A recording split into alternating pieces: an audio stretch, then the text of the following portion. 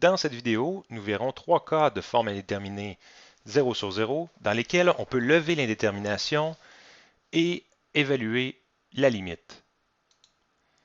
Soit la limite quand x tend vers a de f de x sur g de x, telle que f de x tend vers 0 et g de x tend vers 0 si x tend vers a.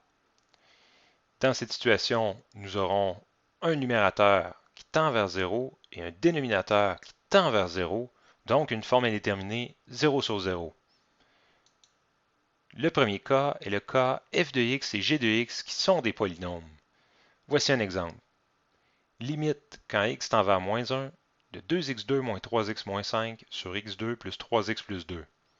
Dans cette situation, si on évalue la limite au numérateur et au dénominateur, nous obtiendrons une forme 0 sur 0, qui est une forme indéterminée. La stratégie adoptée est de factoriser et simplifier les facteurs communs.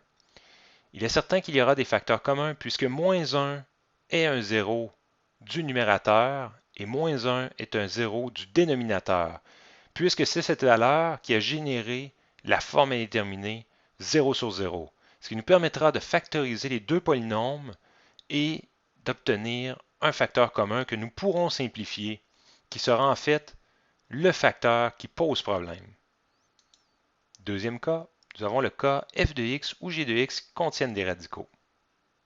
Exemple, limite quand x tend vers 9 de 3 moins racine de x sur x moins 9.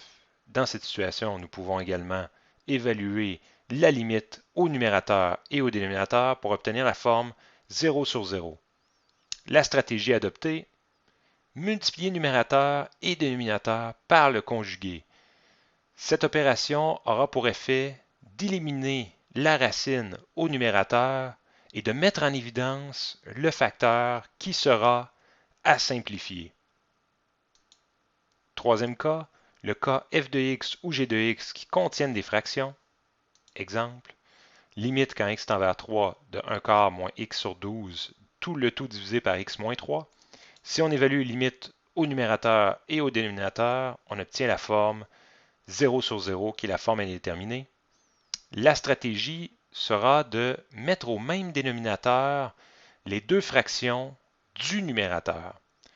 Cette opération aura pour effet de nous ramener à un dénominateur commun et on pourra ensuite simplifier notre expression algébrique pour nous ramener au cas 1 et ainsi factoriser et simplifier les facteurs qui seront en commun.